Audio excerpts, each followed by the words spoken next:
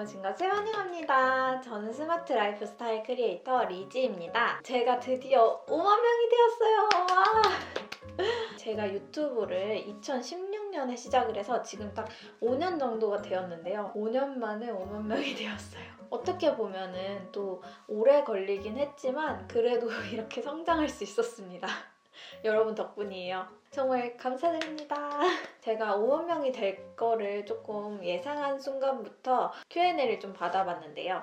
그래서 오늘은 그 Q&A 답변을 해드리는 시간을 가져보려고 합니다. 꾸구! 제가 이렇게 핸드폰에 좀 적어왔거든요. 보면서 답변을 해드릴게요. 이름이 리지인 이유. 제가 본명이 이지은이에요.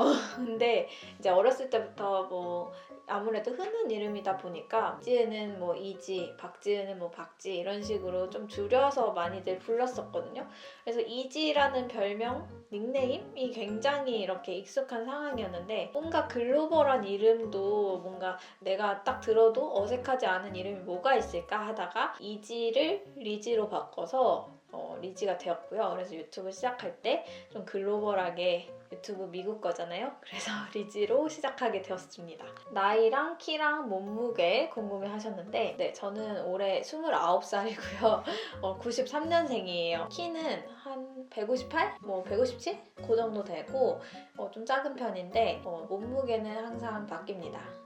지금은 한 50에서 51 정도 되는데 뭐 많이 나갈 때는 뭐 55, 뭐 56 뭐 이렇게 되기도 하고 근데 최대한 요 몸무게를 유지하려고 생각하고 있어요. 왜냐면 몸무게가 늘어나면은 이제 허리가 아프더라고요. 그리고 저의 고향, 네, 제가 사실 고향이라고 하면은 지금 딱 태어난 동네를 말하시는 건지 저는 서울에서 태어났고요. 인생이 거의 90% 정도 경기도에서 살았어요. 그리고 나서 올해 1월 1일부터 서울에서 살고 있습니다.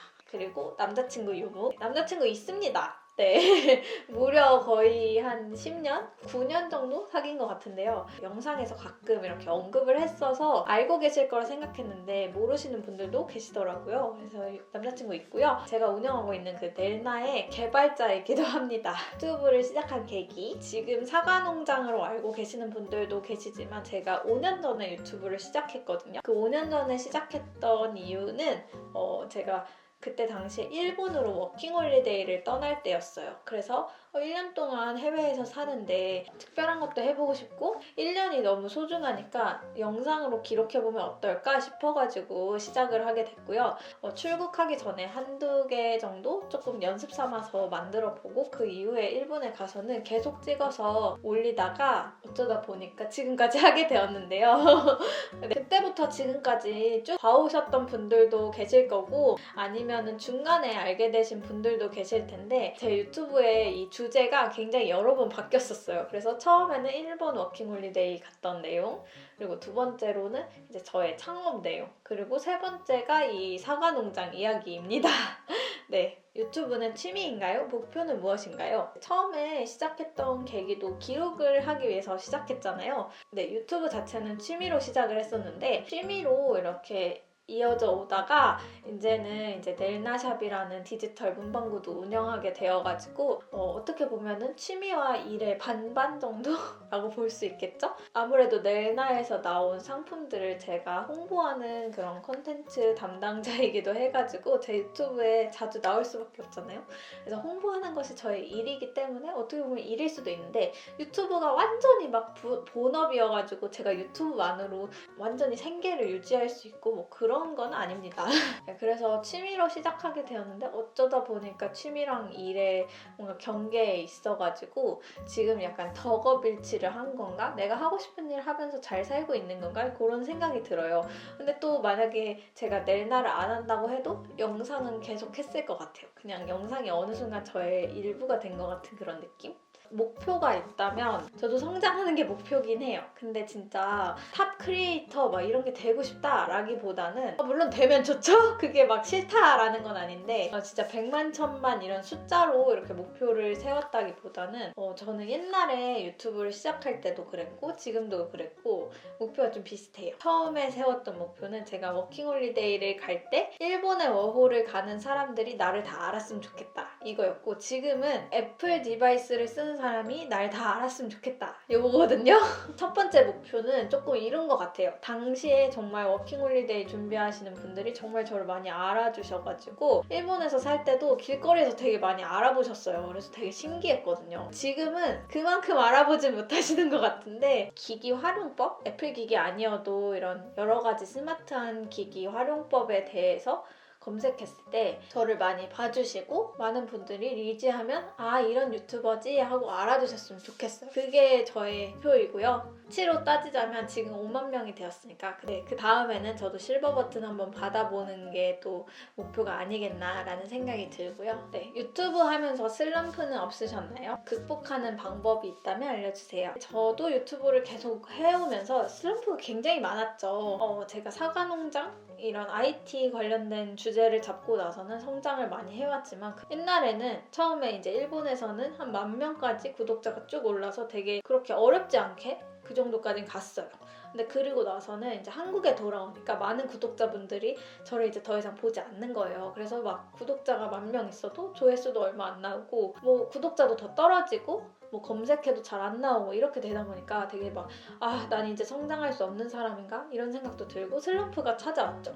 그 이후에도 계속 비슷한 슬럼프를 좀 겪었는데 그냥 항상 어떻게 하면 극복할 수 있을지 공부를 했던 것 같아요. 이게 막 그냥 멈춘다고 되는 것도 아니고 그냥 컨텐츠를 어떻게 하면 더 잘 만들지? 컨텐츠를 어떻게 하면 더 잘 띄울 수 있지? 사람들한테 영향력 있는 컨텐츠는 뭐지? 뭐 이러면서 되게 고민을 많이 했던 것 같아요. 그러면서 그 전엔 생각 없이 만들다가 이제는 좀 생각을 하면서 만들게 되고 그러다 보니까 그 슬럼프도 조금 줄어들게 된 것 같거든요. 그리고 최근에도 슬럼프가 있었어요. 항상 비슷한 슬럼프인 것 같아. 내 영상을 사람들이 왜 안 보지? 사람들이 왜 나를 구독을 안 하지? 약간 그런 느낌으로 온 슬럼프였는데 근데 그때는 어떻게 극복을 했냐면 사실 그때도 그냥 제가 고민을 많이 했어요. 어떤 영상을 만들지. 근데 그 고민만 하고 실행을 하지 않는 거예요. 근데 실행을 하기에는 뭔가 마음의 준비가 안 된 것 같고 뭔가 상황이 나를 도와주지 않는 것 같고 그런 생각이 많이 들어서 그때는 사주 공부를 했습니다.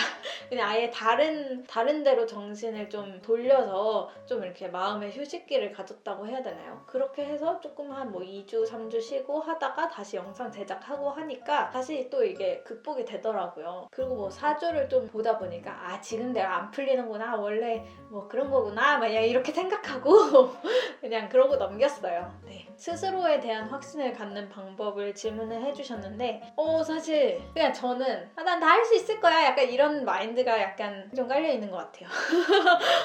그래서 그냥 딱히 확신이 없었던 적이 크게 없는 것 같거든요. 뭐 잘 되겠지 항상 이렇게 생각을 했고 안 되면 어떡하지 라는 생각을 잘 안 하려고 하는 것 같아요. 뭐 어려워도 할 수는 있겠지 그냥 이런 식으로 생각을 하는 게 가장 중요한 게 아닌가. 그냥 나는 할 수 있어. 못하더라도 그럼 또 다시 기회가 생길 거야 이렇게 생각하는 습관이 되게 중요한 것 같아요. 사실 만약에 이렇게 생각을 안 했으면 제가 5년 동안 5만 명이 되었는데 어떻게 지금까지 유튜브를 할 수 있었겠어요. 그냥 언젠가 되겠지 뭐 잘할 수 있어 지금도 잘하고 있어 이렇게 생각을 하니까 지금까지 오지 않았을까요? 뭔가 그런 생각이 드네요. 그리고 어떻게 하면 리지처럼 부지런할 수 있나요? 사실 저는 부지런한 게 아니라 그냥 하고 싶은 거 하는 일이 많은 것 같아요.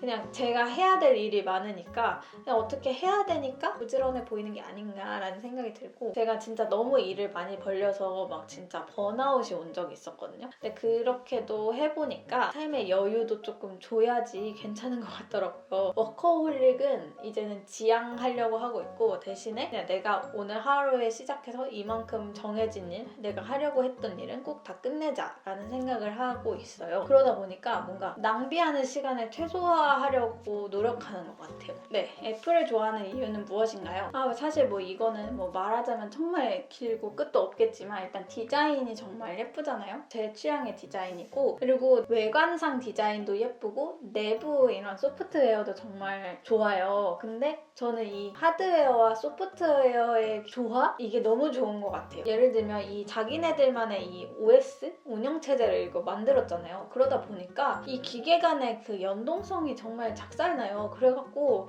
네, 이런 것들이 다 애플을 좋아할 수밖에 없는 이유인 것 같아요. 예쁘면서 사용성도 좋다. 이게 제가 애플한테 꽂힌 점이 아닌가 싶습니다. 애플의 장단점, 이게 연동성도 다 좋고 막 그런데 삼성페이 같이 애플페이 이런 게 안 돼요. 그래서 그게 좀 단점이고, 지금 큰 단점까지는 아닌데 예전에는 이런 게 공공기관 사이트나 은행 사이트 접속하기가 어려웠는데 지금은 많이 해결이 된 것 같아요.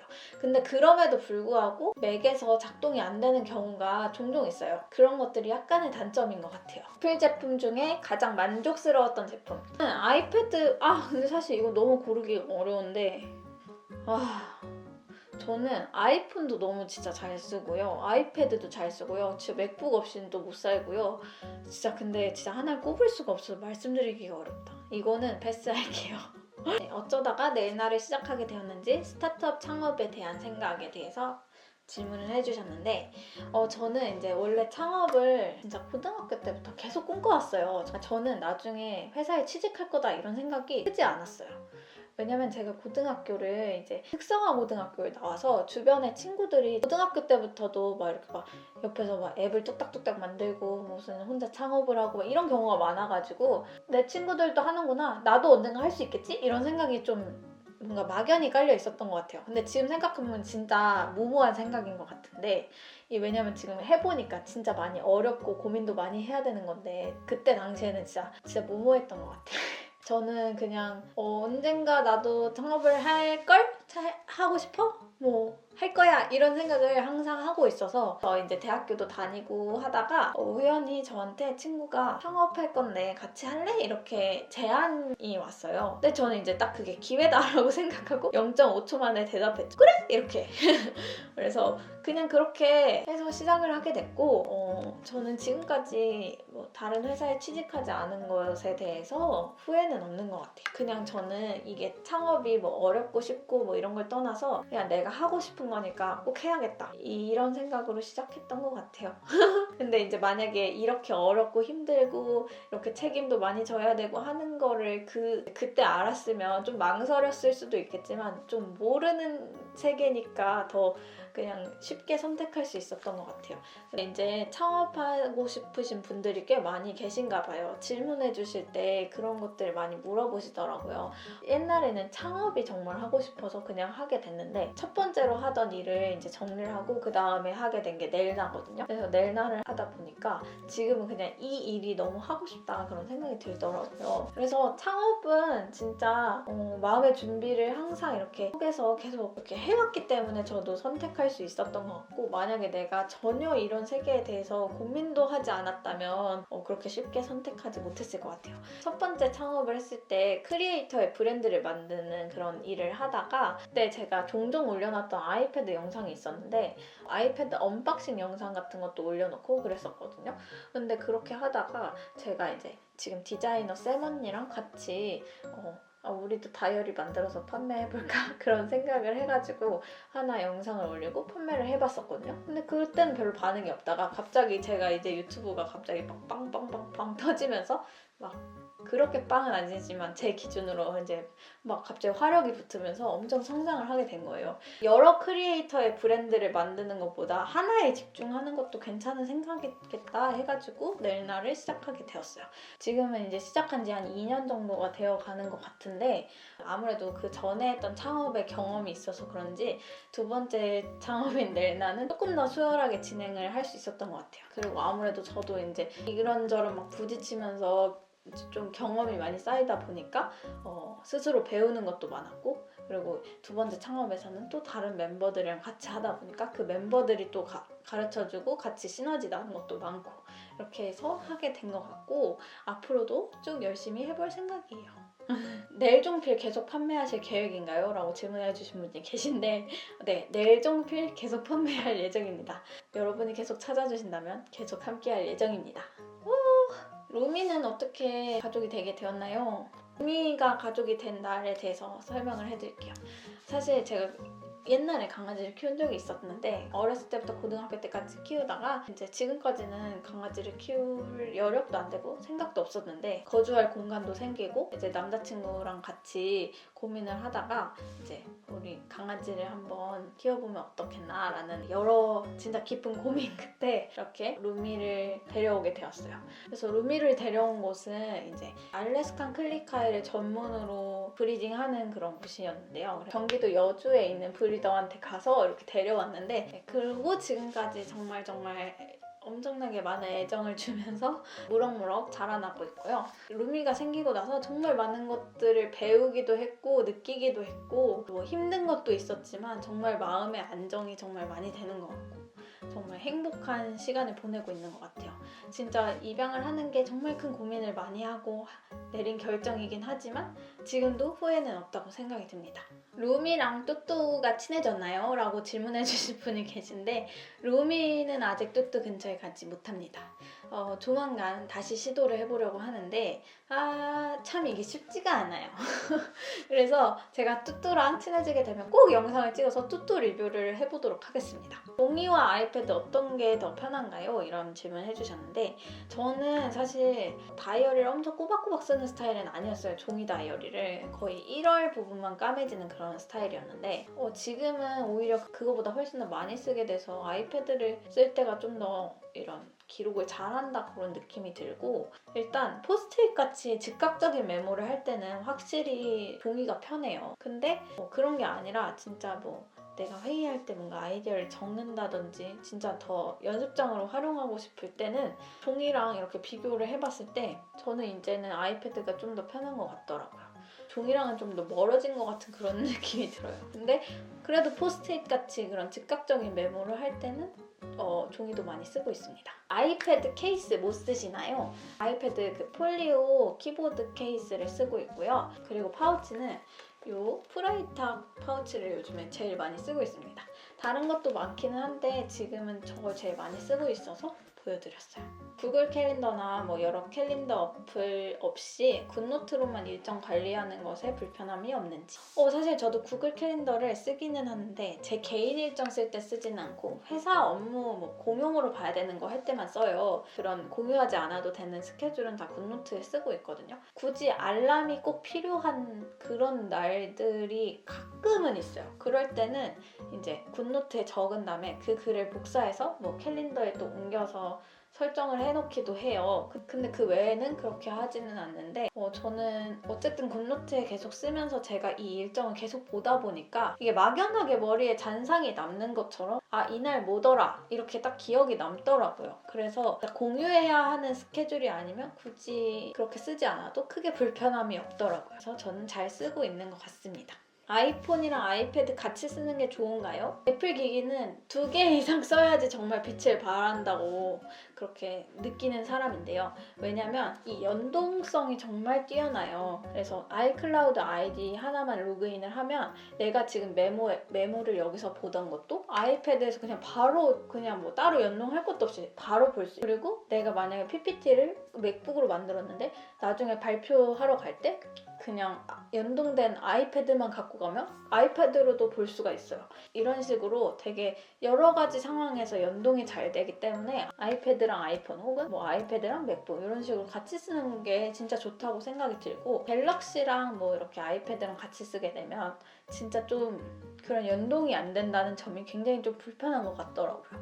그래서 뭐 메일 웹 브라우저 그런 걸 써서 연동을 억지로 시킨다든지 아니면 사진 같은 거 옮길 때는 카카오톡으로 이렇게 넘겨서 한다든지 좀 불편하게 쓰는 것 같아서 저는 그래도 이왕 쓰는 거면 같은 생태계 안에 있는 친구들을 같이 쓰는 게 좋지 않나 라는 생각이 듭니다. 저의 MBTI ENFP, MFP라고 하고요. 옛날에 제가 MBTI 관련된 영상도 한번 올린 적이 있어요. 근데 그때랑 지금이랑 검사한 게 진짜 달라지지가 않아가지고 그 영상을 보시면 저의 MBTI를 좀 더 확실하게 아실 수 있을 거예요. 그리고 유튜브 장비, 저는 조명, 카메라 뭐 이런 것들을 쓰고 있는데, 조명은 룩스패드라는 제품을 쓰고 있어요. 근데 뭐 그거는 뭐 엄청 좋고 엄청 나쁘고 이렇다기보다는 저렴해서 샀던 거고, 카메라 같은 경우에는 소니 카메라를 사용하고 있고, 제가 메인으로 쓰는 이런 지금 쓰고 있는 것 같은 그런 카메라는 알파 6400이라는 제품이에요.